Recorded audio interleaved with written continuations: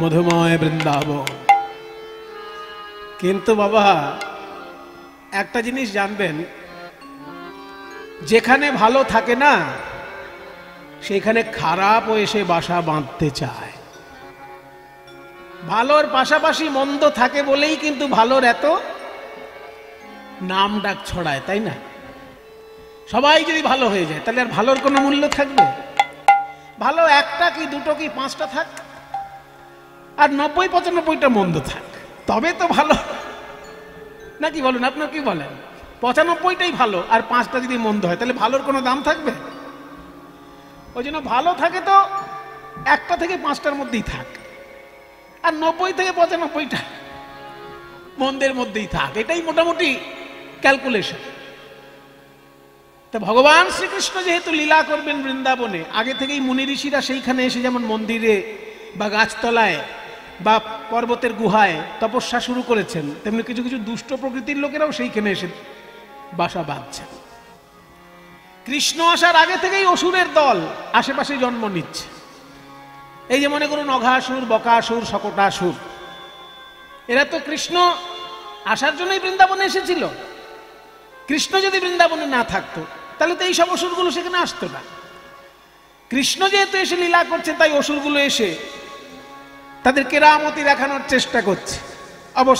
অবশেষে হাত পা গুটিয়ে হয় জমালয়ে যেতে হচ্ছে, আর না হলে শ্রীকৃষ্ণের চরণে যেতে হচ্ছে। যেহেতু শ্রীকৃষ্ণ ভগবান, সেই জন্য তার হাতে যারা মার খাচ্ছে সরাসরি মুক্তি লাভ ঘটছে, সরাসরি তারা ভগবানের চরণের সঙ্গে বিলীন হয়ে যাচ্ছে। এটা তাদের সৌভাগ্য। অন্য কোনো গুন্ডার হাতে মার খেলে, মনে করুন অঘাসুর, বকাসুর, শকটাসুর, এরা যদি কংসর হাতে মার খেত ওদের মুক্তি লাভ হতো, কিন্তু কৃষ্ণের হাতে মার খেয়েছে বলে সবার মুক্তি লাভ হয়ে গেছে। এটা তাদের ভাগ্য। কাজেই মার খাওয়াটাও ভাগ্যে থাকা চাই, ঠিক জায়গা মতো মার খেলে মুক্তি লাভও হয়ে যায়। মার খাওয়াও কিন্তু অল্প ভাগ্যের কথা নয়। যদি কৃষ্ণের মতন হাত থাকে, কৃষ্ণের মতো হাত যদি থাকে, তাহলে সেখানে মার খাওয়াটাও ভাগ্যের ব্যাপার। কারণ সেখানে যারা মার খেয়েছেন, যারা মরেছেন, তাদের মুক্তি লাভ হয়েছে।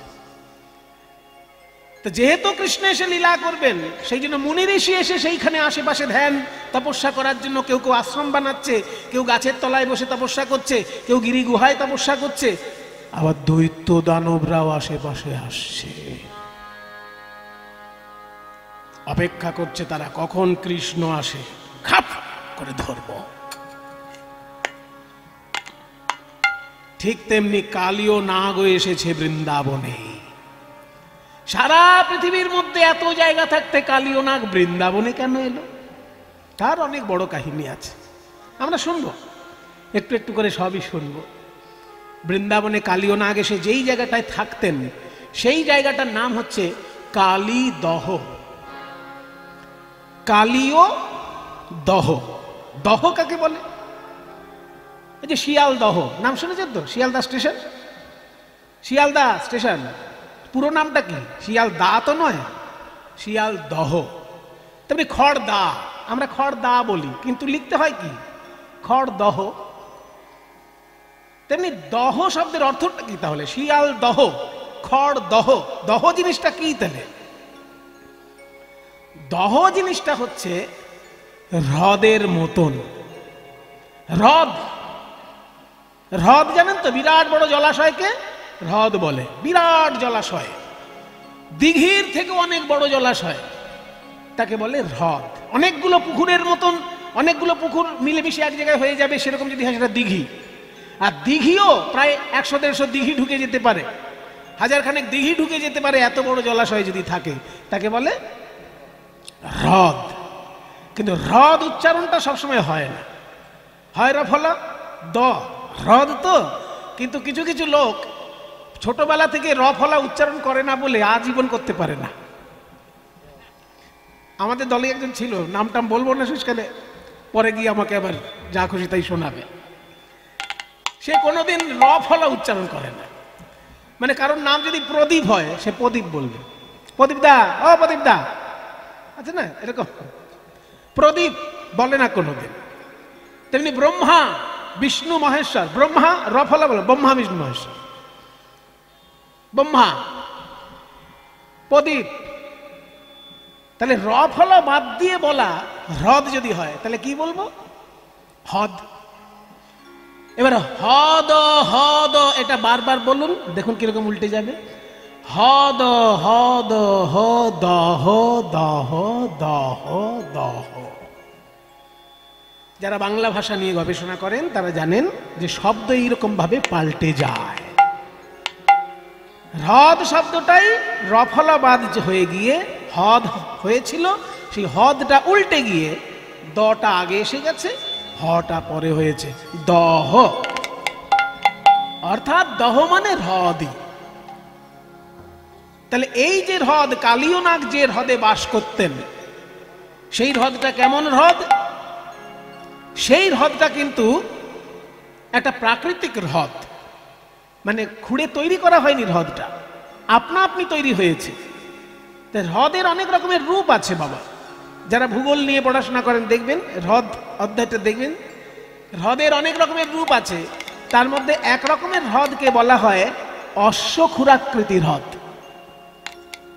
এই অশ্বক্ষুরাকৃতির হ্রদ কোনগুলো হয় না, নদী যেতে যেতে, মনে করুন নদীটা সোজা যাচ্ছে, যেতে যেতে হঠাৎ মারাত্মক বাঁক নিল। এই যে নদী যাচ্ছে যাচ্ছে যাচ্ছে, হঠাৎ বাঁদিকে বাঁক নিল। এই যে নদী বাঁদিকে বেঁকে গেল, ওই যে নদীর বাঁকের মাথায় একটা বিরাট বড় জলাশয় তৈরি হচ্ছে আস্তে আস্তে। পরবর্তীকালে নদীর গতিপথ ওই দিকে না গিয়ে আবার ছোট করে একটা গতিপথ বাদিকে তৈরি হয়ে গেল। ওই বিরাট বড় জলাশয়টা নদীর বাঁকের মাথাতে রয়ে গেল, নদী থেকে বিচ্ছিন্ন হয়ে গেল, তার নাম হয়ে গেল অশ্বক্ষুরাকৃতির হ্রদ।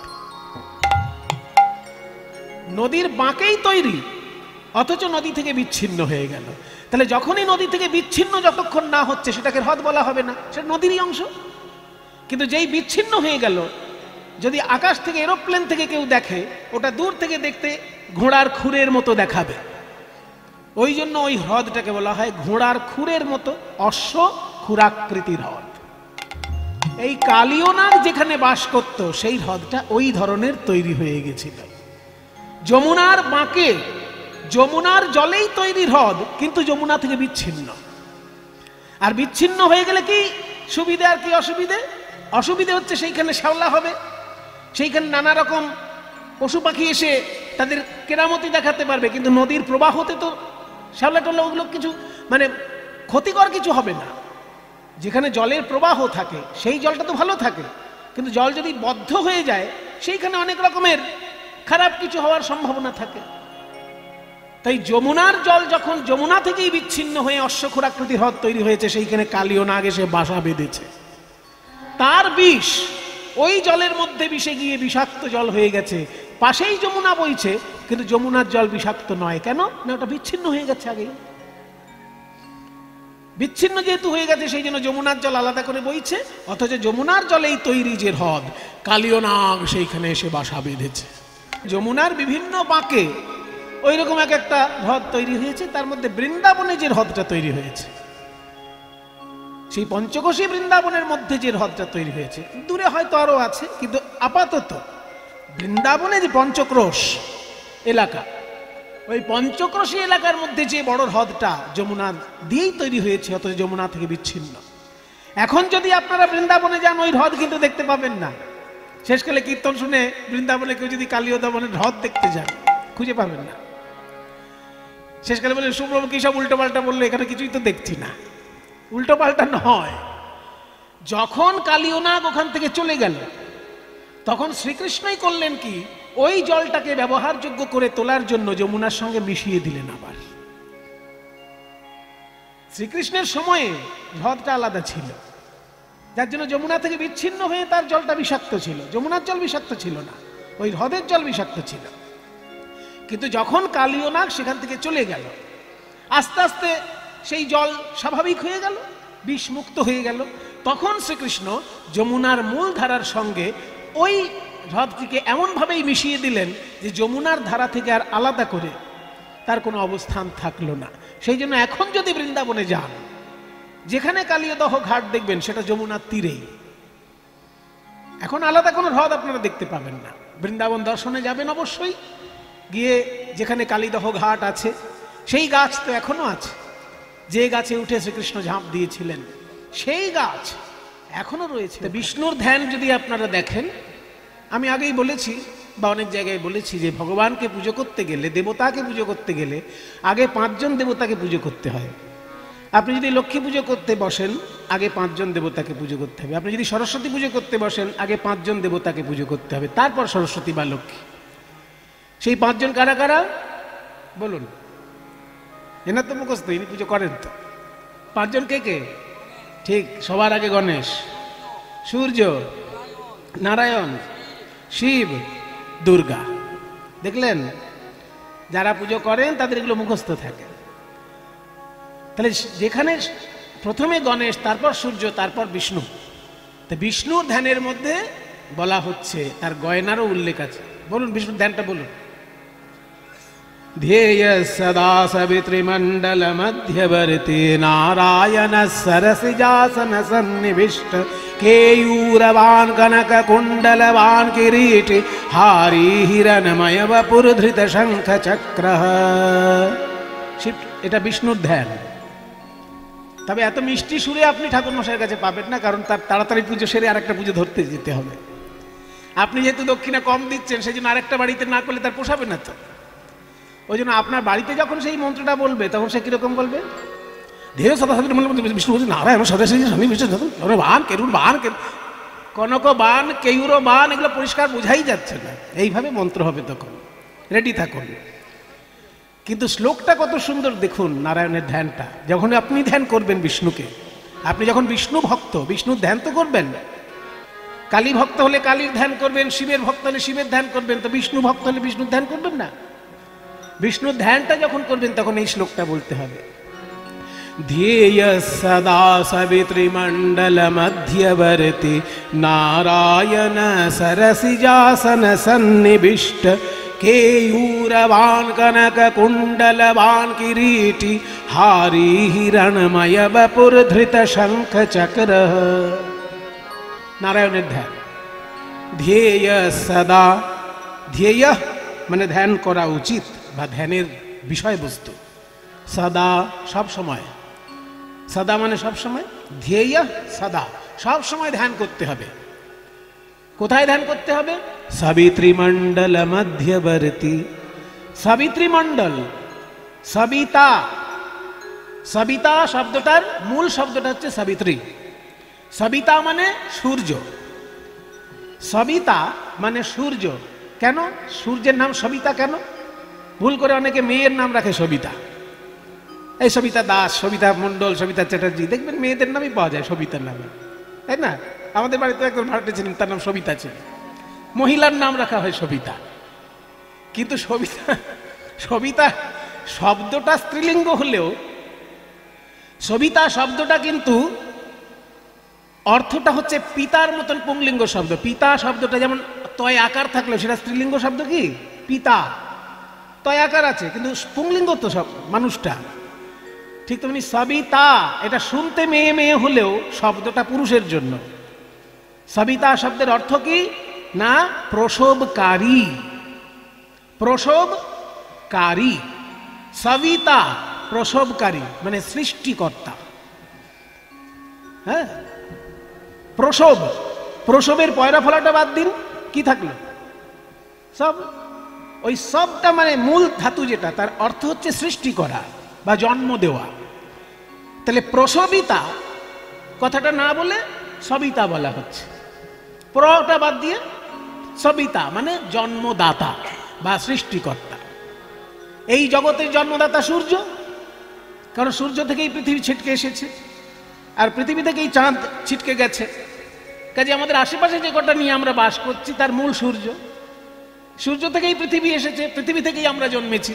কাজেই সবকিছুর মূল দেখলে সূর্যই সবিতা মানে সৃষ্টিকর্তা। তাই সবিতা শব্দের অর্থ হচ্ছে সৃষ্টিকর্তা। সৃষ্টিকর্তা যে সূর্য, সেটা যেহেতু সবিতা শব্দটা হচ্ছে ব্যাকরণের ক্ষেত্রে প্রথমার এক বচন, কিন্তু মূল শব্দটা হচ্ছে সবিত্রী। যেমন পিতা শব্দটার মূল শব্দ হচ্ছে পিতৃ শব্দ, মাতা শব্দটার মূল শব্দ হচ্ছে মাতৃ শব্দ, ঠিক তেমনি সবিতা শব্দটার মূল শব্দ হচ্ছে সবিত্রী। তাহলে সবিত্রী মণ্ডল মানে সূর্য মণ্ডল, সৃষ্টিকর্তার মণ্ডল। আপাতত আমাদের সৃষ্টিকর্তা সূর্য, সেই জন্য সূর্যমণ্ডল না বলে সাবিত্রীমণ্ডল বলা হলো। সৃষ্টিকর্তা সূর্য, সেই সূর্যমণ্ডলের মাঝখানে ধ্যান করতে হবে বিষ্ণুকে। ধ্যেয় সদা সাবিত্রীমণ্ডল মধ্যবর্তী। এবার পরিষ্কার হলো বিষয়টা, যে বিষ্ণুকে ধ্যান করতে হবে কোথায়? আমরা দেখি বিষ্ণু সমুদ্রের উপর সাপের বিছানা করে শুয়ে আছে, ওটা তো অনেক পরের কাহিনী। কিন্তু ধ্যানে করতে হবে যখন, তখন তাকে সূর্যমণ্ডলের মধ্যে ধ্যান করতে হবে, সূর্যমণ্ডলের কেন্দ্রস্থলে তাকে ধ্যান করতে হবে, কারণ তিনি সৃষ্টিকর্তা।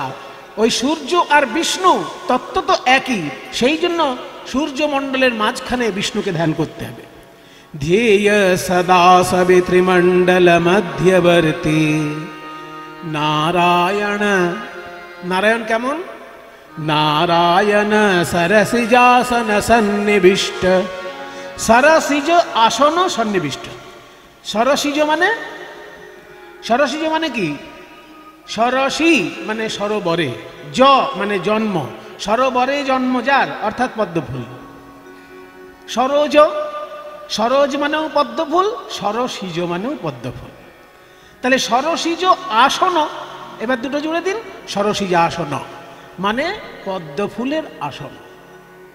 বিষ্ণু কোথায় বিরাজ করছেন? ধ্যান করতে হবে যে তিনি পদ্মফুলের আসনে বিরাজ করছেন।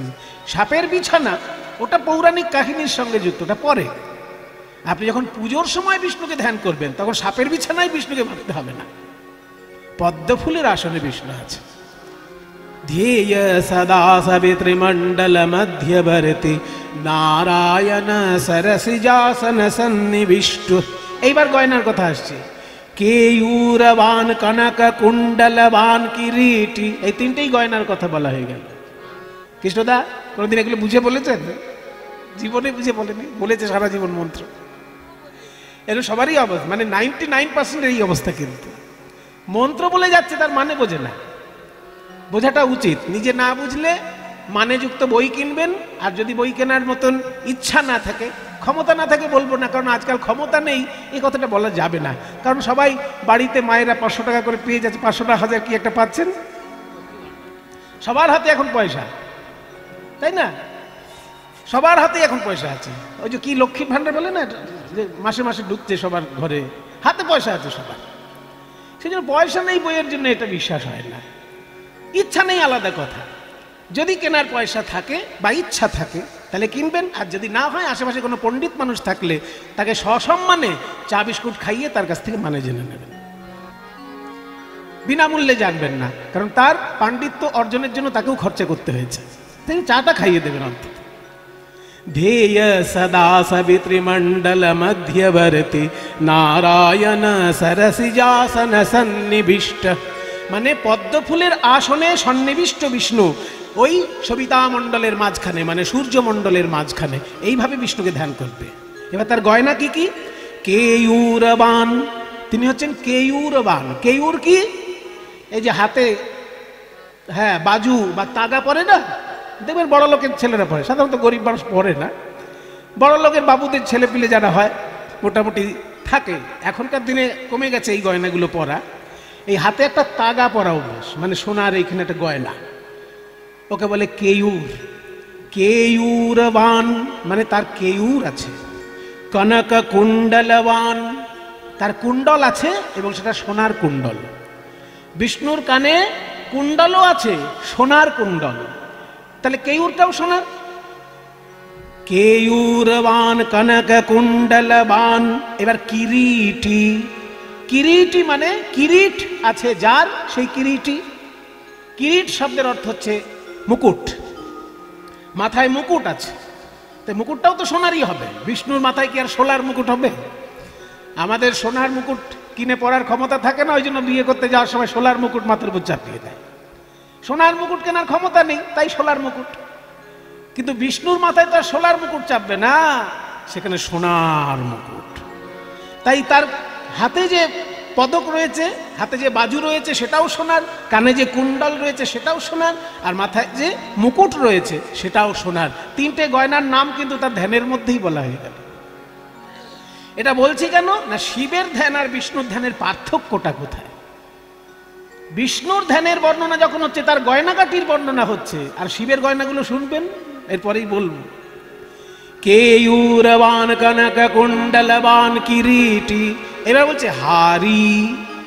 হারি মানে হার আছে যার, বললো না মালা, তাহলে হার যখন বলেছে সোনার হার বা মণিমাণিক্যের হার আমরা ধরে নিতে পারি। তাহলে কত গয়না বিষ্ণুর, হাতে রয়েছে সোনার বাজু, কানে রয়েছে সোনার কুণ্ডল, মাথায় রয়েছে সোনার মুকুট, আবার হারও পরা আছে, তাতে সোনাও থাকতে পারে, মণিমুক্তাও থাকতে পারে। হারি হিরণময়া বাপুর ধৃত শঙ্খ চক্র।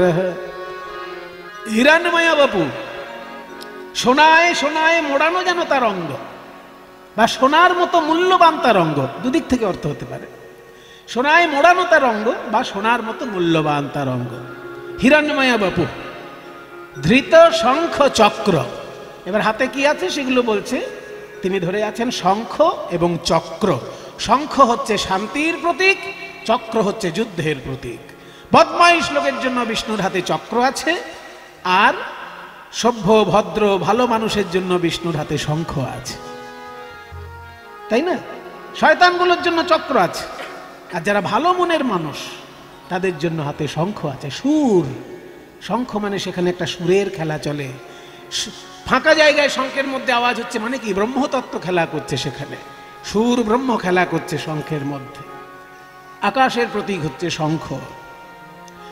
যখন আমরা আরতি করি 5টা তত্ত্ব নিবেদন করতে হয় ভগবানকে, তার মধ্যে একটা শঙ্খ। শঙ্খটাও শেষকালে দেখবেন শঙ্খ জল দেওয়া হয় না, এবং শঙ্খধ্বনি করা হয় আরতির শেষে। কারণ শঙ্খ হচ্ছে শব্দ, শঙ্খ থেকে শব্দ বেরোয়, আর শব্দ হচ্ছে আকাশের গুণ। আকাশের গুণ হচ্ছে শব্দ। মহাকাশের যে অংশ তত্ত্ব সেটা সব শঙ্খের মধ্যে দিয়ে প্রকাশ পায়। তাই এক হাতে বিষ্ণুর শঙ্খ শান্তির প্রতীক, আর এক হাতে বিষ্ণুর চক্র মানে যুদ্ধের প্রতীক। যদি বদমাইশি করেছ তাহলে তোমার জন্য চক্র আছে, আর যদি তুমি ভালো মানুষ হও তোমার জন্য শঙ্খ আছে। হারে হিরণময়া বাপুর ধৃত শঙ্খ চক্র, এই হচ্ছে বিষ্ণুর ধ্যান। তো এইবার আপনারাই বলুন, এই যে এতক্ষণ ধরে বিষ্ণুর যে একদম বর্ণনা, ধ্যানের পরিষ্কার পরিচ্ছন্ন বর্ণনা আপনাদের দেবার চেষ্টা করলাম, পুজো করতে বসে যদি ঠাকুর মশাই এইসব করে তাহলে আরেকটা বাড়িতে গিয়ে ধরতে পারবে পুজো? তাকে তো ওই টাইমের মধ্যে আরেকটা বাড়ি পুজো শেষ করতে হবে, হবে না। ওই জন্য কীর্তনের আসলে জেনে নিচ্ছেন বিনামূল্যে, এটা একটা বিরাট বড় ব্যাপার। তাই বলছে ধ্যেয় সদা সাবিত্রী মণ্ডল মধ্যবর্তী নারায়ণ সরসিজাসন সন্নিবিষ্ট কেయూరవాన్ কনক কুণ্ডলবান কিরীটি হারি হিরণময় বাপুর ধৃত শঙ্খ চক্র। এটা বিষ্ণুর ধ্যান। এবার সঙ্গে সঙ্গে দেখুন পাশে শিবের ধ্যানটা বলছি, কতখানি পার্থক্য দেখুন দুজনের মধ্যে। বলুন শিবের ধ্যানটা বলুন। ধ্যায়ে নিত্যং মহেশং রজত গিরিনিভং চারু চন্দ্রাবতংশম। এমনি বলবো না, সবাই মিলে হাত জোড় করুন, কারণ আমি মুখে বলবো, আপনারা মনে মনে ধ্যান করবেন। শিব ঠাকুরের ধ্যান বলছি, ওই জন্য আমি যখন বলবো এটা আপনারা হাত জোড় করে শুনুন। সবাই আমার সঙ্গে বলুন, ওম নমঃ শিবায়, ওম নমঃ শিবায়। সবাই বলুন, ওম নমঃ শিবায়, ওম নমঃ শিবায়, ওম নমঃ শিবায়, ওম নমঃ শিবায়, ওম নমঃ শিবায়, ওম নমঃ শিবায়, ওম নমঃ শিবায়, ওম নমঃ শিবায়, ওম নমঃ শিবায়, ওম নমঃ শিবায়, ওম নমঃ শিবায়, ওম নমঃ শিবায়, ওম নমঃ শিবায়, ওম নমঃ শিবায়। ধ্যায়ে নিত্যং মহেশং রজত গিরিনিভং চারু চন্দ্রাবতংশম रत्नाकल्पोज्ज्वलाङ्गं परशुमृगवराभेतिहस्तं प्रसन्नं पद्मासीनं समन्तास्तुतममरगणैः व्याघ्रकृतिं वसानं विश्वाद्यं विश्वबीजं निखिलभयहरं पञ्चवक्त्रं त्रिनेत्रम्। ॐ नमः शिवाय, ॐ नमः शिवाय, ॐ नमः शिवाय, ॐ नमः शिवाय, ॐ नमः শিবায়, ওম নমঃ শিবায়, ওম নমঃ শিবায়, ওম নমঃ শিবায়, ওম নমঃ শিবায়, ওম নমঃ শিবায়, ওম নমঃ শিবায়। ওম নমঃ শিবায়। শিব ঠাকুরের কি সুন্দর বর্ণনা দেখুন, ধ্যায়ে নিত্যম, মানে ধ্যান করতে হবে নিত্য, প্রতিনিয়ত ধ্যান করতে হবে। মহেশম, মানে মহেশ্বর শিব ঠাকুর, মহা ঈশ্বর, তাই মহেশ মহেশ্বর। ওই যে বাবা পিছনে ছিল এক্ষুনি, এই তো আছেন। ধ্যায়ে নিত্যং মহেশম রজত গিরি নিভম, রজত মানে রূপ, গিরি মানে পর্বত, নিভং মানে মতন। শিব ঠাকুর যখন বসে আছেন ছাই মেখে, সাদা ছাই মেখে, দেখে মনে হচ্ছে যেন রূপোর একটা পর্বত বিরাজ করছে। সাদা ছাই মেখে যখন শিব ঠাকুর বসে আছে, এখানে তো নীল রঙের দেখাচ্ছে, কিন্তু যখন শিব ঠাকুর সাদা ছাই, হয়তো যখন উনি বিষ খেয়েছিলেন তখন হয়তো এরকম হয়ে গেছিলেন। ওনার তো অনেক কাণ্ড আছে, হয়তো এইরকম নীল হয়ে গেছিলেন যখন বিষ খেয়েছিলেন, পুরো বডি হয়তো নীল হয়ে গেছিল, তারপর হয়তো সেটা কণ্ঠে এসে এক জায়গায় হয়ে গেছিল, নীলকণ্ঠ ওনার নাম। তো যখন উনি সাদা ছাই মেখে থাকেন, দেখে মনে হয় যেন রূপোর একটা পর্বত। রজত গিরি নিভং, তারপর কি চারু চন্দ্রাবতংশম, চারু মানে সুন্দর, চন্দ্র অবতংশ, সুন্দর একটি চন্দ্র যার জটায় চূড়ার মতন অলঙ্কারের মতন বিরাজ করছে, চারু চন্দ্রাবতংশম। রত্নাকল্প উজ্জ্বলাঙ্গম, রত্নের মতন উজ্জ্বল তার অঙ্গ। পরশু মৃগবরাভীতি হস্তম, চারটি হাতে চারটি জিনিস আছে তার। শিব ঠাকুরের চারটে হাতে চারটি জিনিস, যেমন বিষ্ণুর চারটি হাতে শঙ্খ চক্র গদা পদ্ম, তেমনি শিব ঠাকুরের চারটি হাতে কি কি? পরশু, পরশু মানে কুঠার। মৃগ, মৃগশীর্ষ মুদ্রা, এই যে এই মুদ্রাটা, এটাকে বলে মৃগশীর্ষ মুদ্রা। এই মৃগশীর্ষ মুদ্রা, পরশু মৃগ, বর অভীতি। আর একটা হাতে আছে বর মুদ্রা। বর মুদ্রা কিরকম? কাউকে আশীর্বাদ করার সময় বর মুদ্রা হয়। বর মুদ্রা হচ্ছে কাউকে আশীর্বাদ করার সময় বুড়ো আঙুলটা অনামিকার গোড়ায় ঠেকাতে হয়, এইভাবে আশীর্বাদ করতেন মুনি ঋষিগণ বা দেবতাগণ। আশীর্বাদ করার সময় বুড়ো আঙুলটা অনামিকার গোড়ায় ঠেকানো হয়, কারণ অনামিকা, এই যে মাঝখানের আঙুলের ডান দিকের যে আঙুলটা, যেটা অনামিকা, এই অনামিকা আঙুলটা দেখবেন জপ শুরু হয়। যারা গুরুর কাছে মন্ত্র পেয়েছেন, গুরুর কাছে যারা দীক্ষা নিয়েছেন, দেখুন গুরুদেব কোথা থেকে জপ করতে বলেন? অনামিকার মাঝখান থেকে জপ শুরু হবে। অনামিকা আঙুলটা হচ্ছে এত শুদ্ধ যে এই আঙুলটা বিষ্ণুর নামে উৎসর্গীকৃত। অকারাদ উচ্চতে বিষ্ণু, অনামিকা, অর নামে যে আঙুল, অ মানে বিষ্ণু, তার নামে এই আঙুলটা, ওই জন্য নাম অনামিকা। এখানে অনামিকা মানে এমন নয় যে নাম খুঁজে পাওয়া যায়নি সেই জন্য অনামিকা, তা নয়। অনামিকা মানে নাম নেই, সেটা কিন্তু নয়।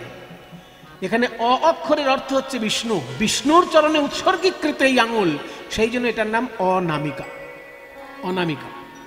এর গোড়ায় বুড়ো আঙুলটা ঠেকিয়ে আশীর্বাদ করতে হয়, ওই জন্য একে বলে বর মুদ্রা। আর একটা আছে অভয় মুদ্রা। অভয় মুদ্রা কিভাবে হয়? 5টা আঙুল সোজা করে দিলেই অভয় মুদ্রা। ওই যে কংগ্রেস পার্টির হাত চিহ্ন হতো না, হাত চিহ্নে ভোট দিন লেখা থাকতো দেয়ালে দেয়ালে, এখনো থাকে দেওয়ালে দেওয়ালে লেখা। তো এই হাত চিহ্ন যেটা সোজা হাত, এটা হচ্ছে অভয় মুদ্রা, যে কারোর ভয় নেই, আমি আছি। তাহলে শিব ঠাকুরের 4টে হাতে 4টে লক্ষণ কি কি? একটা হাতে থাকবে কুঠার, একটা হাতে থাকবে মৃগশীর্ষ মুদ্রা, আর একটা থাকবে বর মুদ্রা, আর একটাই থাকবে অভয় মুদ্রা। এই 4টে হাতে 4টে রূপ শিব ঠাকুরের ধ্যানের মধ্যে বলা হলো। পরশু মৃগ বরাভীতি হস্তম, একসঙ্গে পরশু মৃগ বর অভীতি, অভীতি সেটাই অভয়, হস্তম। পরশু মৃগ বরাভীতি হস্তং প্রসন্নম পদ্মাসীনম। ইনিও পদ্মাসনে বসে আছেন, পদ্মের আসনে বসে আছেন, তাই পদ্মাসীনম। समन्तात् स्तुतम अमरगणैः। समन्तात् মানে চারিদিক থেকে, এই যে সামনে ডাইনে বাঁয়ে পেছনে চারিদিক থেকে। समन्तात् সংস্কৃতে বলে समन्तात् মানে সব দিক থেকে। स्तुतम अमरगणैः, अमरगण মানে দেবতাগণ, দেবতাগণ চারিদিক থেকে তাকে স্তব করছেন শিব ঠাকুরকে। समन्तात् स्तुतम अमरगणैः व्याघ्रकृतिं वसानम। বাঘের ছাল তার গায়ে রয়েছে। বিশ্বদ্যম তিনি বিশ্বের আদি তত্ত্ব। বিশ্ববীজম তিনি বিশ্বের বীজ স্বরূপ। বিশ্বদ্যং বিশ্ববীজম। পঞ্চবক্ত্রম নিখিল ভয়হরম, সমস্ত রকমের ভয় দূর হয়ে যায় শিব ঠাকুরের কৃপা যদি কারোর উপর হয়। নিখিল ভয়হরম। পঞ্চবক্ত্রম পাঁচটি তার মুখ, ত্রিনেত্রম তিনটে তার নয়ন। পাঁচটি মুখ তিনটে নয়ন, এই যে শিবের এত বড় একটা বর্ণনা। বিষ্ণুর ধ্যান আপনাদের কাছে বললাম, শিব ঠাকুরের ধ্যানও আপনাদের কাছে বললাম, দুটো ধ্যান পাশাপাশি আলোচনা করলাম। কোথাও কি আপনারা সোনা মণিমুক্ত মাণিক্যর গয়নার কোনো খবর পেলেন শিব ঠাকুরের ধ্যানের মধ্যে?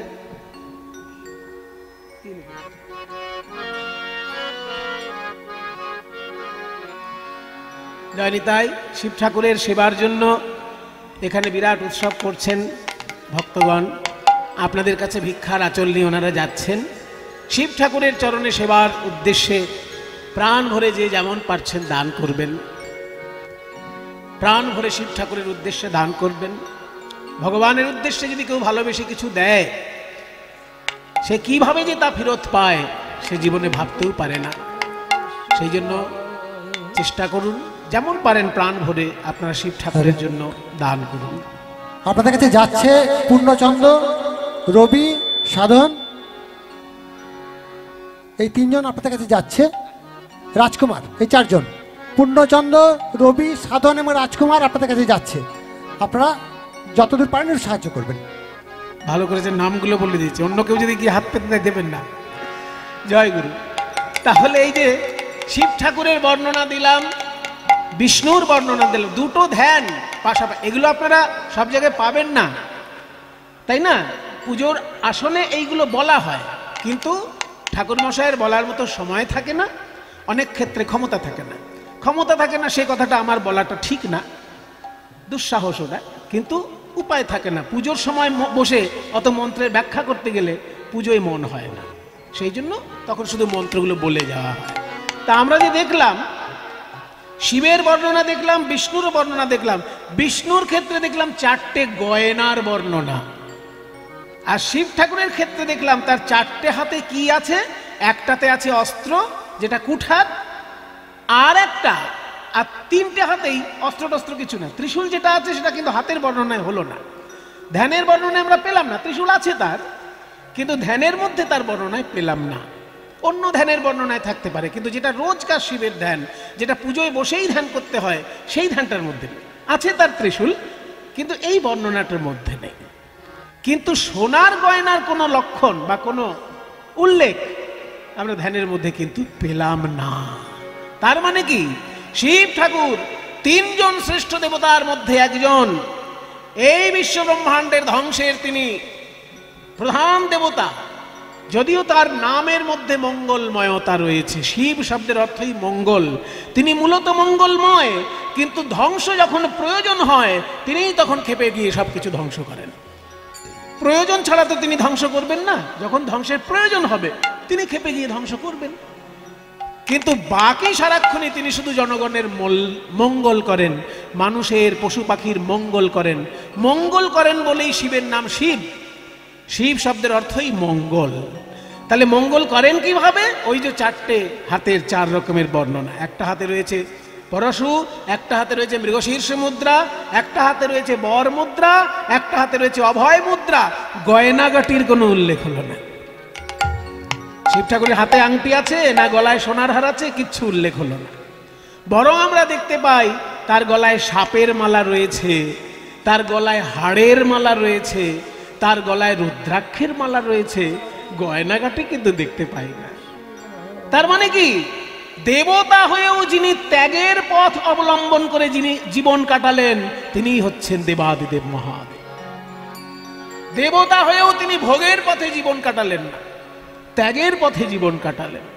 ওই দেখুন কৈলাসে কনকনে ঠান্ডা, চারিদিকে শুধু বরফ জমে আছে, তার মধ্যে বসে শিব ঠাকুর ধ্যান করছে। ভয়ঙ্কর সহ্য শক্তি না থাকলে কি করে সম্ভব? তাই তিনি হচ্ছেন গুরু।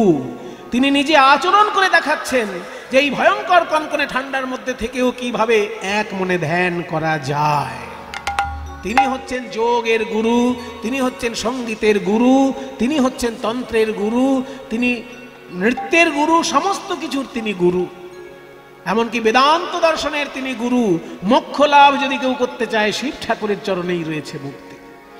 তাই শিব ঠাকুর দেবতা হয়েও ত্যাগের প্রতিমূর্তি।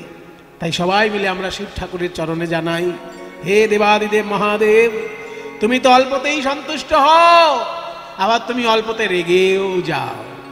দয়া করে আমাদের উপর রেগে যেও না, আমাদেরকে একটু তোমার করুণ নয়নে তাকাও, আমাদেরকে তোমার কৃপা দৃষ্টি দিয়ে আমাদের জীবন মঙ্গলময় করে তোলো ঠাকুর, আমাদের জীবন মঙ্গলময় করে তোলো।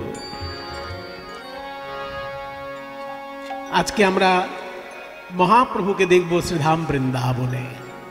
প্রেমের ঠাকুর গৌরাঙ্গ মহাপ্রভু বৃন্দাবনে গিয়ে কি করলেন? যেহেতু এই গৌরাঙ্গ মহাপ্রভুই বৃন্দাবনে শ্রীকৃষ্ণ ছিলেন, তাই তিনি যখন বৃন্দাবনে গিয়েছেন তার সব লীলাভূমি এক একটা দর্শন করছেন আর অবাক হয়ে তাকিয়ে থাকছেন। মনে করুন যারা জাতিস্বর হয়, জাতিস্বর মানে যে পূর্বজন্ম মনে করতে পারে, সেই জাতিস্বর যদি মনে করতে পারে তার পূর্বজন্মটা, এবং সে যেখানে জন্মেছিল সেই জায়গাটা যদি বেড়াতে যায়, তার যেমন একটা অদ্ভুত আনন্দ হয় যে আমি আগের জন্মে এইখানে জন্মেছিলাম, এইখানে কত ধুলো খেলা করেছি, এইখানে কত লাভঝাপ করেছি, এইখানে কত মজা করেছি, আবার কষ্টও পেয়েছি। ঠিক সেই রকম গৌরাঙ্গ মহাপ্রভু যখন বৃন্দাবনে ভ্রমণে গিয়েছেন, তার নিজেরই তো লীলাভূমি, নিজের লীলাভূমি নিজে দর্শন করছেন। কখনো হাসছেন, কখনো কাঁদছেন, কখনো নাচছেন। পদকর্তা বলছেন, গৌরাঙ্গ সুন্দর প্রেমে গর গর ভ্রময়ে যমুনা তীরে, কৃষ্ণদাস সহ পুরব রভস ধাম দেখিয়া ফিরে। কৃষ্ণদাস সহ, কৃষ্ণদাস হচ্ছে মহাপ্রভুর একজন প্রিয় পার্ষদ, যাকে সঙ্গে করে তিনি তীর্থ ভ্রমণে গিয়েছিলেন। সেই কৃষ্ণদাস সহ পুরব রভস ধাম দেখিয়া ফিরে। বৃন্দাবন দেখতে দেখতে যাচ্ছেন, আর কি বলছেন? দেখিতে দেখিতে উন্মত চিতে, দেখিতে দেখিতে উন্মত চিতে, আজ হেরয়ে মোহন দেখিতে দেখিতে উন্মত চিতে, হেরয়ে মোহন কৃষ্ণদাস কহে এই কালী দহে, কৃষ্ণদাস কহে এই কালী দহে, আগে করো দর্শন প্রভু, আগে করো দর্শন। আর কৃষ্ণদাস কহে এই কালী দহে, আগে করো দর্শন প্রভু, আগে করো দর্শন।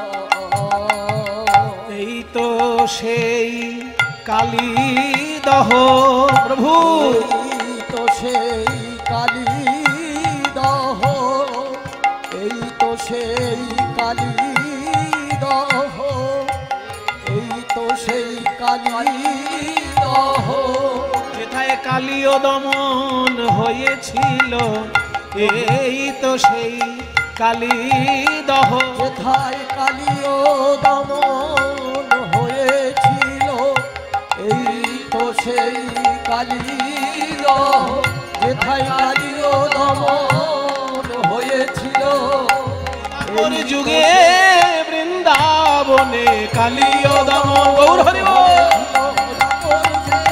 বৃন্দাবনে কালীয় দমন হয়ে, ওই রাপর যুগে বৃন্দাবনে প্রভু, এই তো কালী দহ কৃষ্ণ দাস কহে এই কালী দহে আগে করো দর্শন,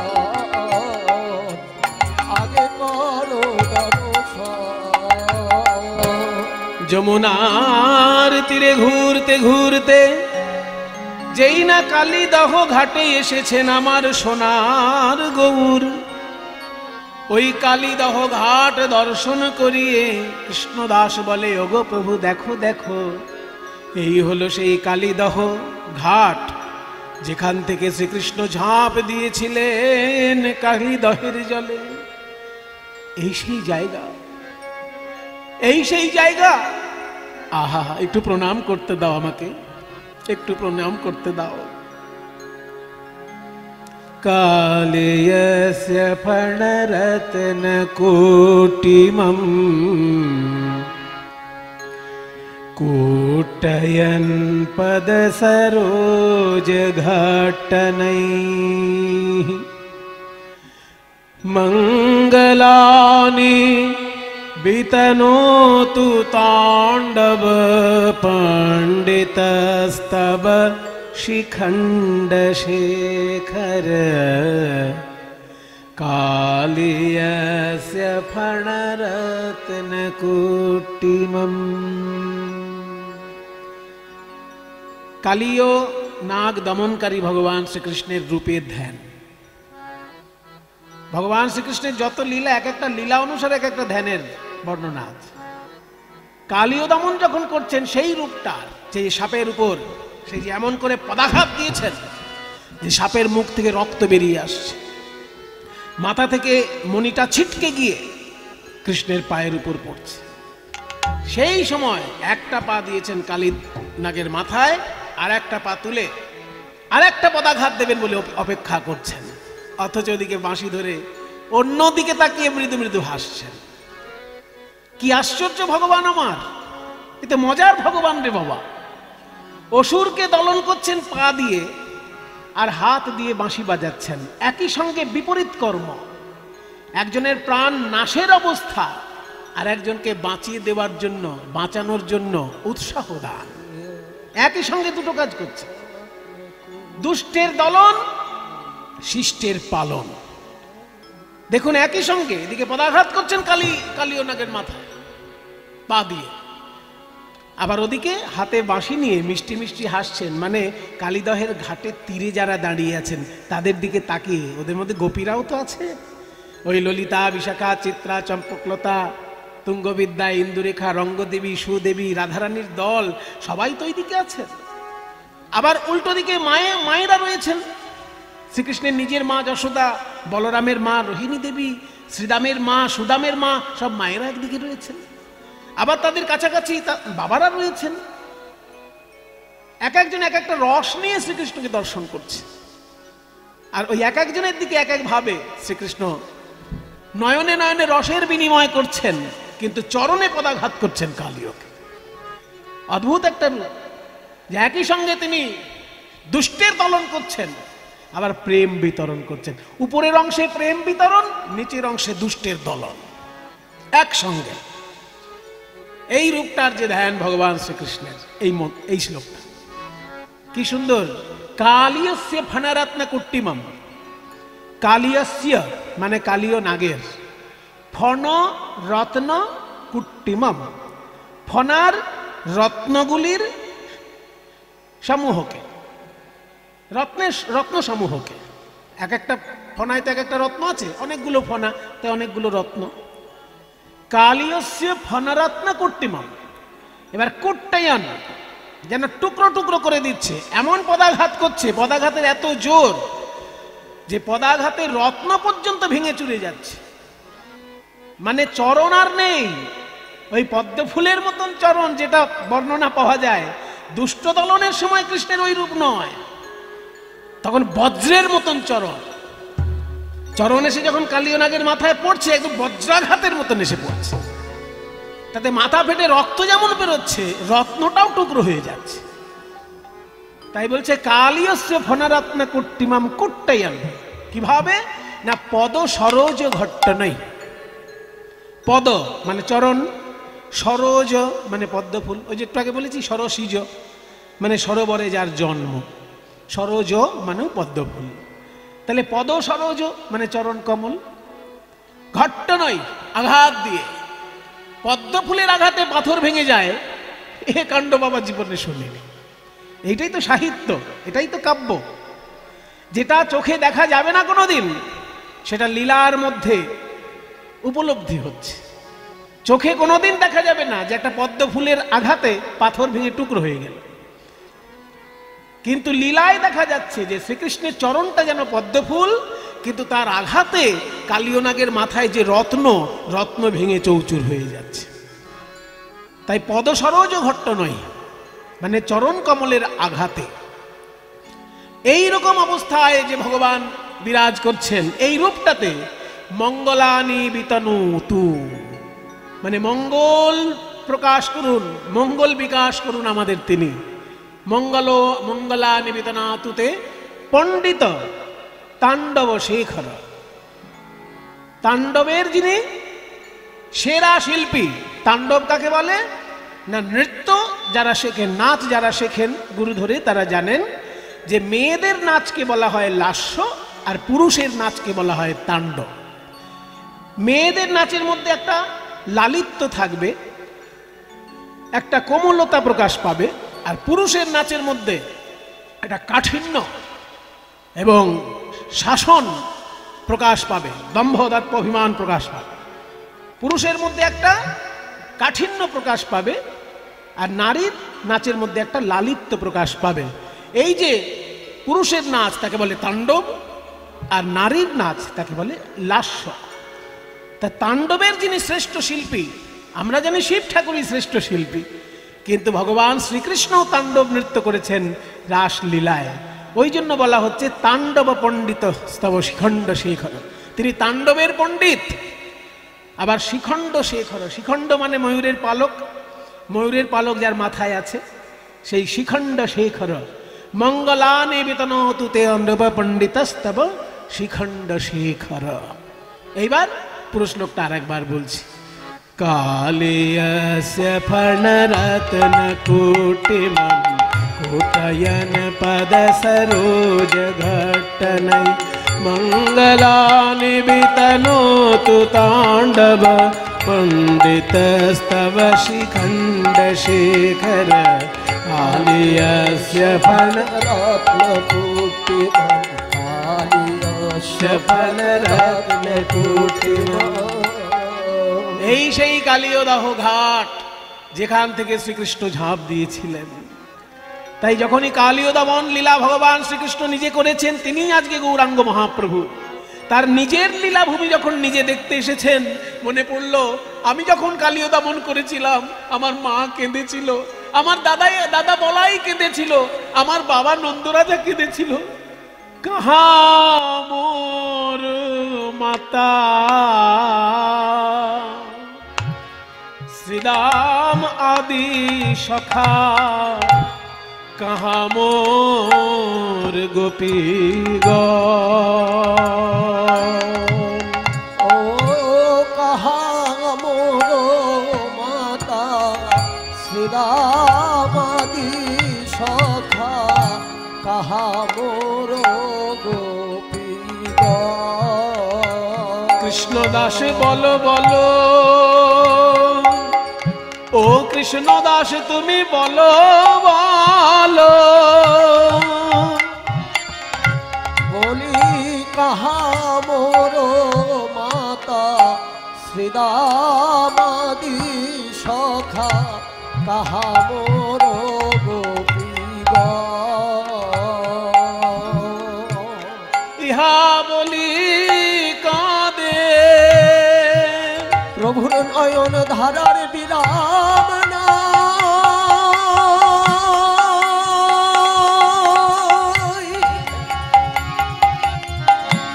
পুরাবের ভাবে বিভোর হয়ে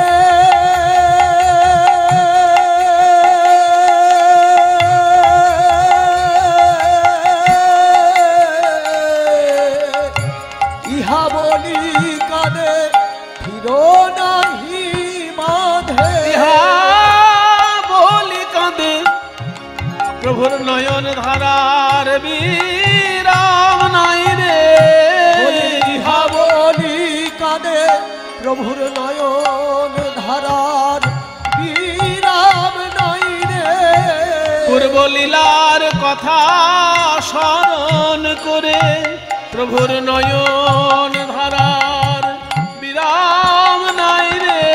লীলার কথা স্মরণ করে মহাভাব নিধি প্রভু লীলার কথা স্মরণ করে ভাব নিধি প্রভু আমার লীলার কথা স্মরণ মহাভাব নিধি প্রভু আমার লীলার কথা স্মরণ মহাভাব নিধি প্রভু আমার লীলার কথা স্মরণ মহাভাব নিধি প্রভু আমার প্রভুর নয়ন ধারার বিরাম নাই রে। ইহা মনি কানে থির নাহি বাঁধে মাধব আকুল ভাগ্যবান পদকর্তা মাধব দাস মহাপ্রভুর লীলা বর্ণনা করে বলছেন, দেখো দেখো সবাই দেখো, পূর্বজন্মের কথা যদি কারোর মনে পড়ে তার যেমন দুঃখ হয় আনন্দও হয়, ঠিক তেমনি গৌরাঙ্গ মহাপ্রভু নিজেই তো শ্রীকৃষ্ণ। তিনি যখন কালীয় দমন করেছিলেন, আজকে তার নিজের লীলাভূমিতে বেড়াতে এসে ওই কালীয় দমনের তীর্থটি দর্শন করে একদিকে তার আনন্দ হচ্ছে, আবার একদিকে নয়ন ধারায় ভাসছেন। মা যশোদার কান্না, নন্দ মহারাজের কান্না, শ্রীরাম সুদামের কান্না, সর্বোপরি রাধা রানীর ক্রন্দন, সমস্ত ক্রন্দন আজকে তার মনে পড়ছে। তাই ভগবান হয়েও তিনি আজকে ভক্তের ভূমিকায় অভিনয় করছেন বলে নয়ন ধারায় ভাসছেন। মধুর বৃন্দাবনে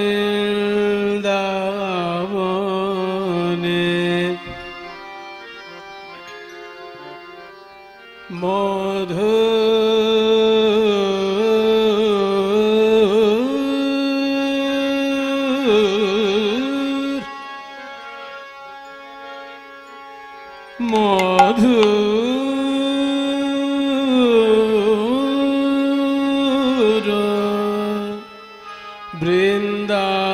বৃন্দাবনে চলো রে মন, চল মন মধুর বৃন্দাবনে, চল মন মধুর বৃন্দাবনে চল মন মধুর বৃন্দাবনে মধুর মধুর বৃন্দাবনে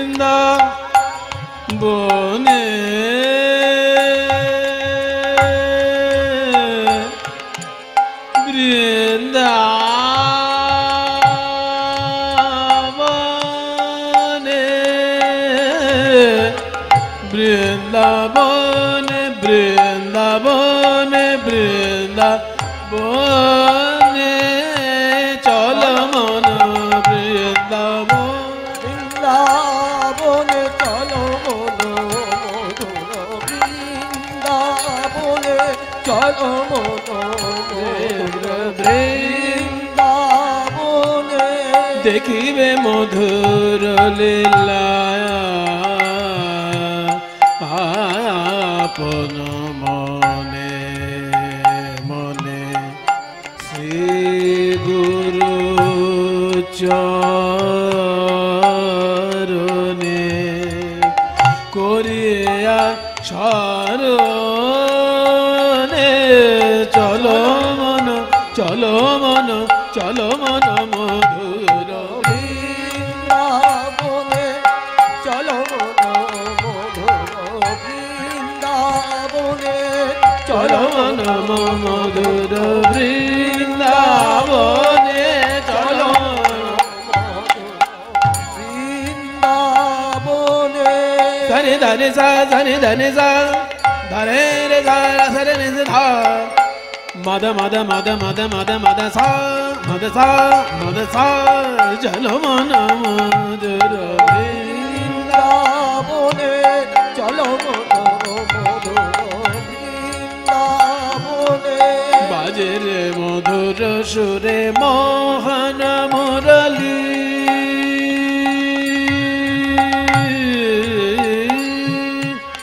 বাজে রে মধুর সুরে মোহন মুরলী বাজে রে মধুর সুরে মোহন মুরলী কর্ণ তুলিয়া শোনে ধবলি শ্যামলি কর্ণ তুলিয়া শোনে ধবলি শ্যামলি কর্ণ তুলিয়া শোনে ধবলি শ্যামলি বাজে রে মধুর সুরে মধুর মুরলী বাজে রে মধুর সুরে মোহন মুরলী কর্ণ তুলিয়া শোনে ধবলি শ্যামলি কর্ণ তুলিয়া শোনে ধবলি শ্যামলি জয়ধ্বনি করে সবে বাহু তুলি জয়ধ্বনি করে সবে বাহু তুলি জয়ধ্বনি করে হরি বল হরি বল হরি বল হরি বল হরি বল হরি বল হরি বল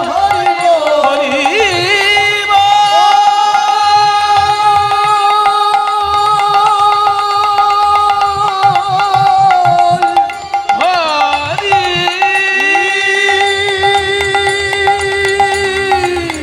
হরি বল জয়ধ্বনি করে বাহু তুলি জয়ধ্বনি করে নাচে ময়ূর যত পেখম তুলি নাচে ময়ূর যত পেখম আহা নাচে ময়ূর যত পেখম তুলি নাচে ময়ূর যত মধুর মধু বৃন্দাবনে মধু বৃন্দাবনে মধু বৃন্দাবনে চল রে মধুর বৃন্দাবনে বাজে রে মুরলী বৃন্দাবনে বাজে রে মধুর বৃন্দাবনে চল মন মধুর চল মন মধুর চল মন মধুর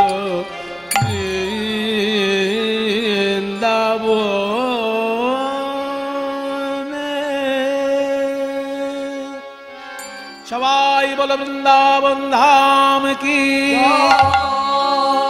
রাধা রানী কি গোস্বামী বৃন্দ কি নিজ নিজ গুরু মহারাজ কি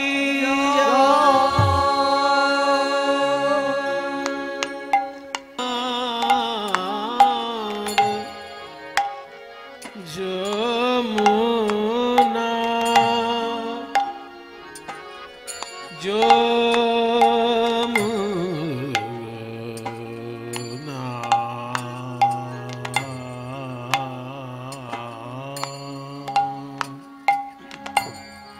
যমুনা যমুনা যমুনা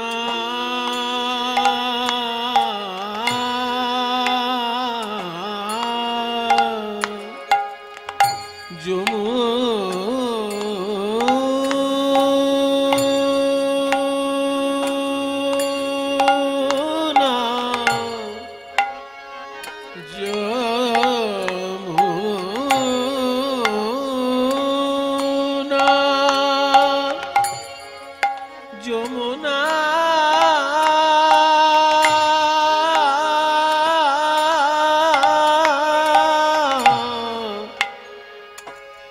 যমুনা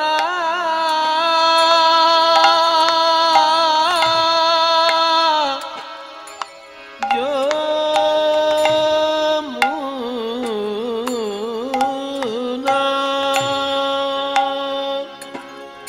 যমুনা যমুনা যমুনা কে তীরে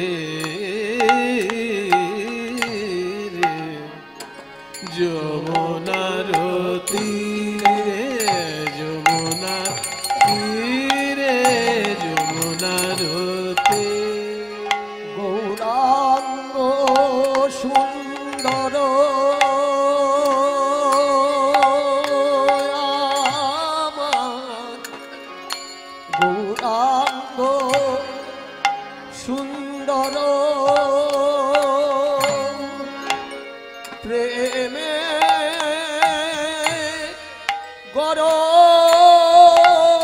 গরো যমুনা যমুনা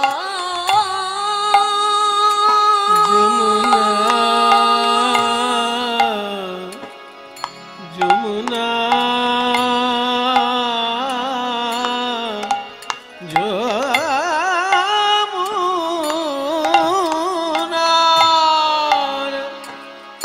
যমুনার তীরে যমুনার তীরে যমুনার তীরে মহাপ্রভুর ভাব বোঝা তো যায় না বোঝা তো যায় না ওই ভাব নিধির ভাব কিছু বোঝা তো যায় না ভাব নিধির ভাব কিছু বোঝা তো যায় না ভাব নিধির ভাব কিছু বোঝা তো যায় না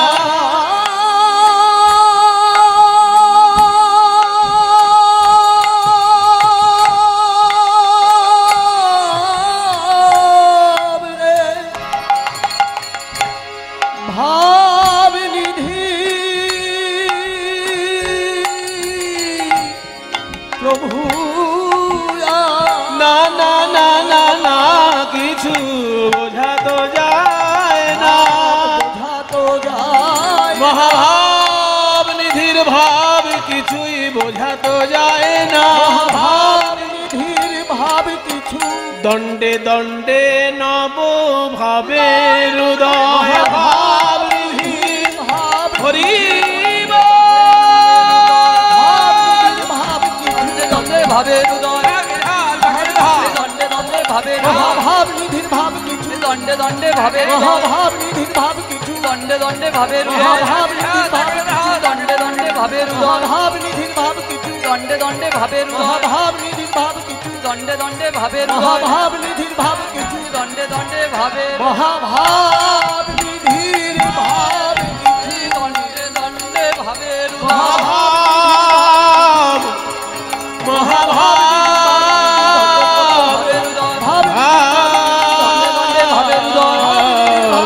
দণ্ডে দণ্ডে ভাবে দণ্ডে দণ্ডে ভাবে ভাব নিধির ভাব কিছু ভাব ভাবে কিছু বোঝা দণ্ডে দণ্ডে ভাবে ভাব নিধির ভাব যায় না দণ্ডে দণ্ডে ভাবে ভাব নিধির ভাব কিছু দণ্ডে দণ্ডে ভাবে ভাব নিধির ভাব কিছু দণ্ডে দণ্ডে ভাবে ভাব নিধির ভাব কিছু ভাব নিধির ভাব কিছু দণ্ডে দণ্ডে ভাবে ভাব নিধির ভাব কিছু দণ্ডে প্রভু ভাব বোঝা তো যায় না ময়ে যমুনার তীরে যমুনার তীরে যমুনার তীরে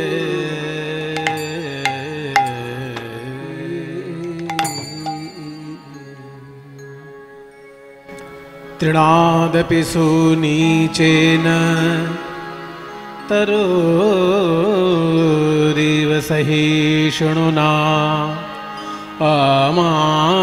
अमानिना मानदेन कीर्तनीयः सदा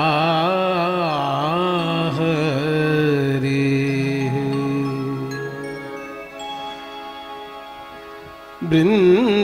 वृन्दावनं सखि भुवो वितनोति कीर्तिं यद्देवकी सुतपदाम्बुजलब्धलक्ष्मी गोविन्द वेणुमनुमत्त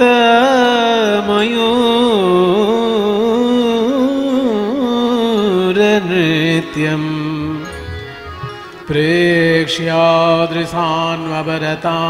प्रेक्ष्यादृशान्वभरतान्यसमस्त सत्यम्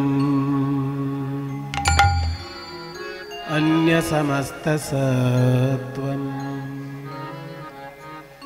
জয়নিতাই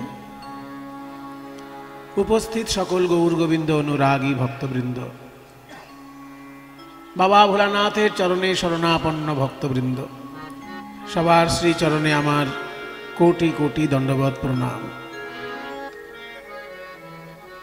শিব ঠাকুরের মন্দির প্রাঙ্গণে আমরা সকলে সমবেত হয়েছি ভুবন মঙ্গল হরি সংকীর্তনের রস আস্বাদন করার জন্য।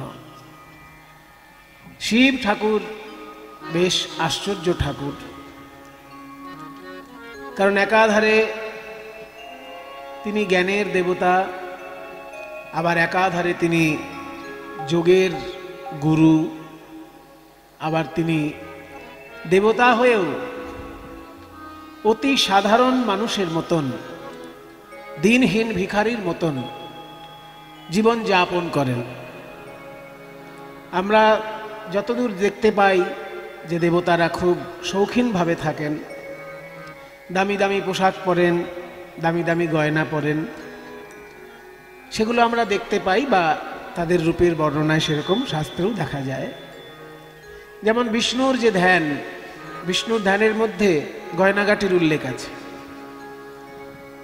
এগুলো ঠাকুর মশাইদের জিজ্ঞাসা করবেন, পাবেন। আসলে ঠিক জিজ্ঞেসে তো আপনারা করেন না, আর আপনারা জিজ্ঞেস করলেই উত্তর পাবেন তারও কোনো গ্যারান্টি নেই।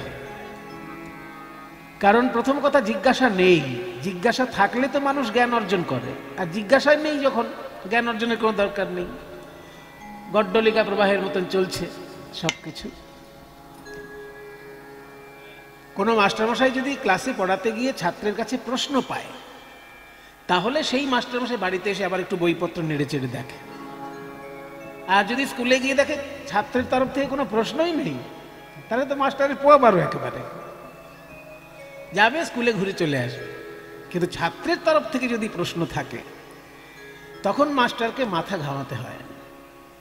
তা ঠাকুর মশাই পুজো করে চলে যাচ্ছে, আপনাদেরও প্রশ্ন নেই, আর তাদেরও উত্তর দেবার কোনো দায় নেই। কারণ তারা উত্তর দেবার জন্য যতটা কঠিন পড়াশোনা করতে হবে, সেইটুকু পড়াশোনা করার সুযোগ তাদের নেই। কারণ আপনি যখন পুজো করাবেন, এমন একটা পরিমাণের দক্ষিণা দেবেন যে সেই দক্ষিণায় তার সংস্কৃত অনার্স পড়া সম্ভব না, বা তার সংস্কৃত MA পড়া সম্ভব না। সেই জন্য আপনার তরফ থেকেও ত্রুটি, তার তরফ থেকেও ত্রুটি। আপনার তরফ থেকে ত্রুটি হচ্ছে তাকে পুরোপুরি সম্মান আপনি দিতে পাচ্ছেন না। সাম্মানিকটা ঠিক করে দিলে তবে তো আপনি তাকে প্রশ্ন করতে পারেন। আপনি একজন কলেজের অধ্যাপককে প্রশ্ন করতে পারেন, ধরুন যিনি সংস্কৃতের অধ্যাপক, তাকে আপনি জিজ্ঞাসা করতে পারেন যে এই শ্লোকটার মানে কি। এবার সংস্কৃতের অধ্যাপক যিনি, তিনি যেহেতু সংস্কৃত নিয়ে অনার্স করেছেন, MA করেছেন, ওইটাই তার পড়াশোনার সাবজেক্ট বিষয়, সেই জন্য সে আপনাকে ভেঙে চুরে একদম বলে দিতে পারবে এই শ্লোকটার মানে কি। কিন্তু যে সংস্কৃতের অধ্যাপক, তিনি যে পরিমাণে মাইনে পাচ্ছেন, সেই পরিমাণে কি ঠাকুর মশাই পুজো করতে এসে মাইনে পাচ্ছেন? তার তো অবস্থা একদম 12টা বাজার মতন অবস্থা। সেই জন্য আপনি এখানে উত্তর আশাও করবেন না। তবে হ্যাঁ, যাদের ভেতরে জানার আগ্রহ আছে তারা খোঁজ খবর নিয়ে নেবে, তারা বইপত্র কিনে পড়ে নেবে, জেনে নেবে।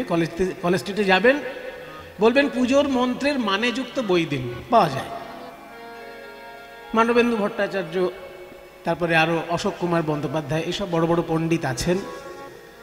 তারা অনেক কিছু মানে বাংলা অনুবাদ সহ পুজোর বইগুলো আজকাল পাওয়া যাচ্ছে, আগে পাওয়া যেত না। আগে শুধু পুজোর মন্ত্রে থাকতো, আর পুজোর নিয়মটা বাংলায় লেখা থাকতো, মন্ত্রটার মানে থাকতো না আগের পুজোর বইগুলোতে। কিন্তু এখনকার দিনে ভালো ভালো বই কিনতে পাওয়া যায়, যাতে মন্ত্রের মানেগুলোও থাকে। মাধবয়াকুল মন রে ও মাধব আকুল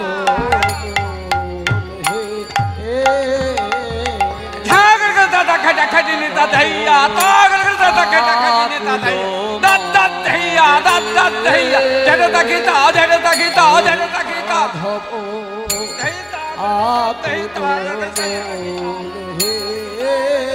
দাদা ঠাকুর দাদা খাটা খাটিনি দাদা, ঠাকুর দাদা খাটা খাটিনি দাদাই, দাদা দইয়া, দাদা দইয়া, জড় তাকিতা, জড় তাকিতা, জড় তাকিতা, দইতা আকুলো তাকে তাকে তা তাকে তাকে তা ধান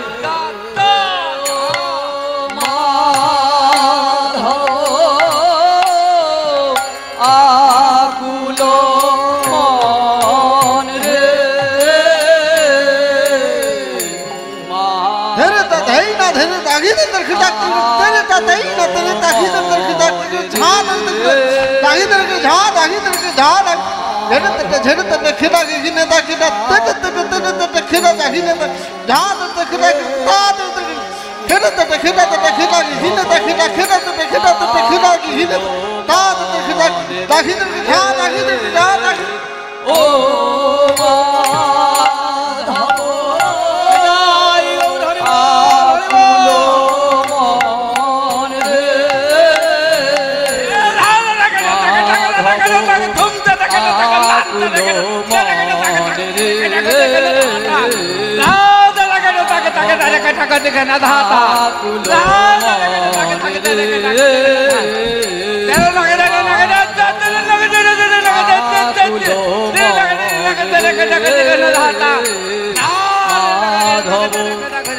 আকুলো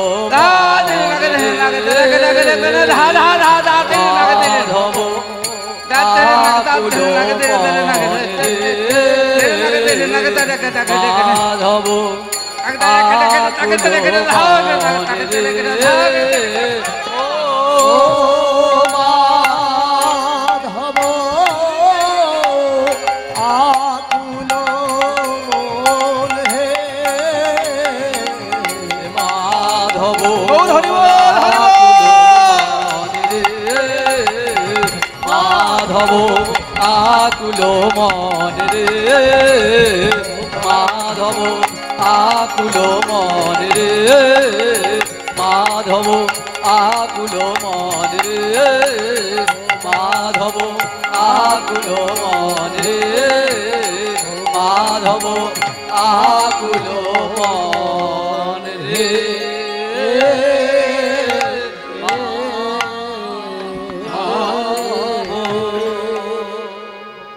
তাই পদকর্তা বলছেন কালিন্দির এক দহে কালিয় নাগ তাহা রহে, বিষ জল দহন সমান। বিষ জল দহন সমান, দহন মানে আগুন, আগুনের মতন জ্বালাময় ওই কালিয় দহের বিষাক্ত জল। না মাইটিওট কালিন্দির এক দহে হাত হাতে রেখো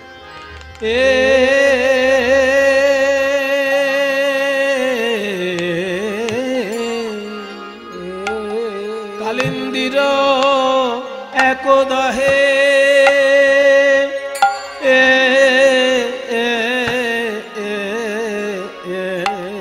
কালিয় নাগ তাহা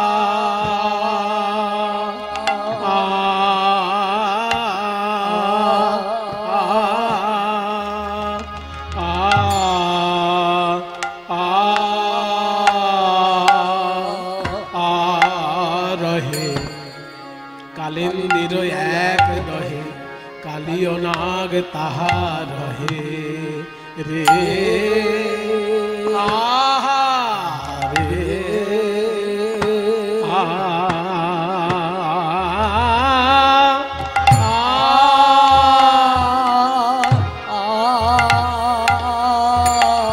ও বিষ জল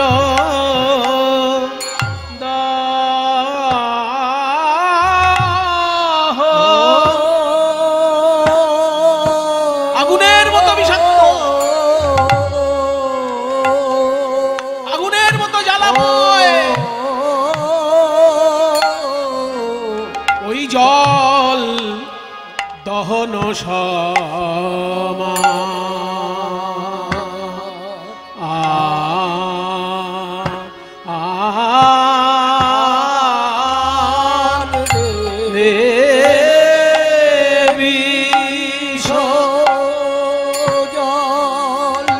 বিষের জ্বালায় জ্বালায় অঙ্গ জলে কেউ কেউ তো সেথা যেতে না রে। কালী দহের বিষ জলে, কালী দহের বিষ জলে কেউ তো সেথা যেতে না। কালী বিষ দহের বিষ জলে কেউ তো সেথায় যেতে না রে। জ্বালায় জ্বালায় অঙ্গ জলে কেউ তো সেথায় যেতে না রে। জ্বালায় জ্বালায় অঙ্গ রাধিনী রাধিনী ধিনী রাধিনী ধিনী রাধিনী রাধিনী সেথায় ধিনী রাধিনী রাধিনী রাধিনী জ্বালায় তেনে জ্বালায় তাতিনী তাতিনী তাতিনী তেনে তাতিনী তেনে তাতিনী তাতিনী তাতিনী তেনে তাতিনী তাতিনী ধিনী রাধিনী রাধিনী ধিনী রাধিনী রাধিনী ধিনী রাধিনী রাধিনী রাধিনী ধিনী রাধিনী ধিনী রাধিনী রাধিনী ধিনী রাধিনী তেনে তাতিনী তাতিনী তেনে তাতিনী তাতিনী তেনে তাতিনী তাতিনী তেনে তাতিনী তাতিনী তাতিনী হেতর দাধিনী ধিনী রাধিনী ধিনী রাধিনী ধিনী রাধিনী তো সেথায় হেতর দাধিনী ধিনী রাধিনী কালী দহের বিষ জলে কেউ তো সেথায় যেতে না রে।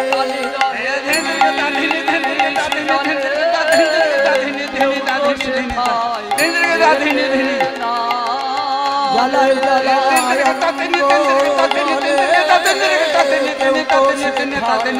যেতে না রে। জ্বালায় জ্বালায় অঙ্গ জলে কেউ তো সেথায় যেতে না।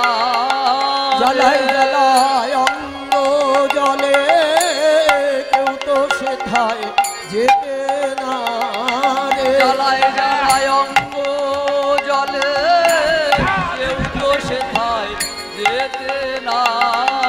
কালী দহের বিষ জলে কেউ তো সেথায় যেতে না রে। কালী দহের বিষ জলে কেউ তো সেথায় যেতে না রে। কালী দহের বিষ জলে কেউ তো সেথায় যেতে না রে। কালী দহের বিষ জলে কেউ তো সেথায় যেতে না। তাই হরি বল হরি বল। কেউ তো সেথায় যেতে না রে। কালী দহের বিষ জলে কেউ তো সেথায় যেতে না। কালী দহের বিষ জলে কেউ তো সেথায় যেতে না রে। কালী দহের বিষ জলে কেউ তো সেথায় যেতে না রে। কালী দহের বিষ জলে কেউ তো সেথায় যেতে না রে। জ্বালায় জ্বালায় অঙ্গ জলে কেউ তো সেথায় যেতে না রে। জ্বালায় জ্বালায় অঙ্গ জলে কেউ তো সেথায় যেতে না রে। জ্বালায় অঙ্গ জলে কেউ তো সেথায় যেতে না রে। জ্বালায় জ্বালায় অঙ্গ জলে কেউ তো সেথায় যেতে না। জ্বালায় জ্বালায় অঙ্গ জলে কেউ তো সেথায় যেতে না রে। জ্বালায় জ্বালায় অঙ্গ জলে কেউ তো সেথায় যেতে না। কালী দহের বিষ জলে কেউ তো সেথায় যেতে না রে। কালী দহের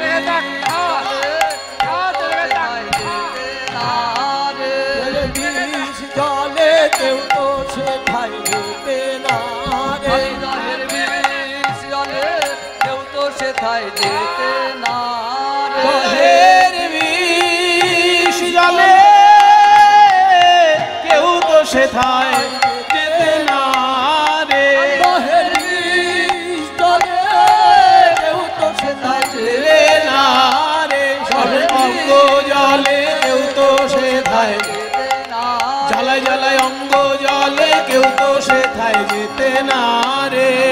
কালিন্দের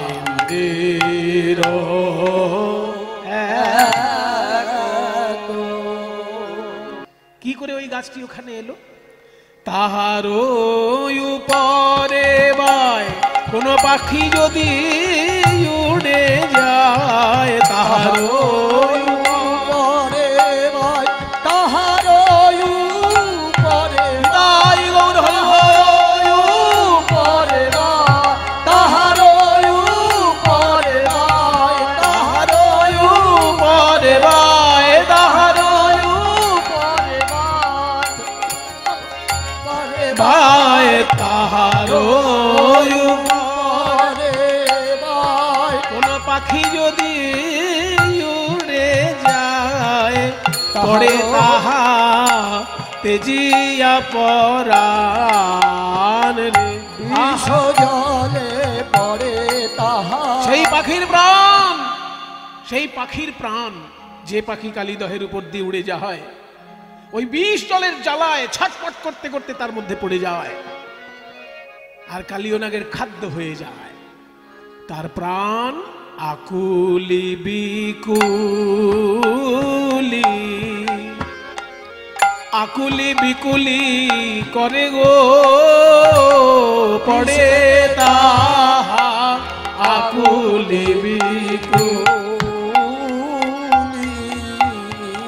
ওই কালীদহের বিষ জলে পড়ে প্রাণ আকুলি বিকুলি।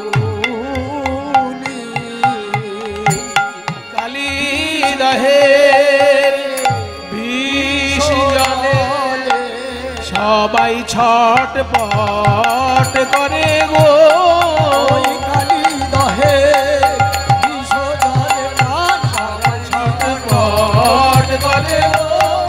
কালীদহের বিষ জলে কারো ছটফট করে গো। কালীদহের বিষ জলে সবাই ছটপট করে গো। কালীদহের বিষ জলে প্রাণ আকুলি বিকুলি।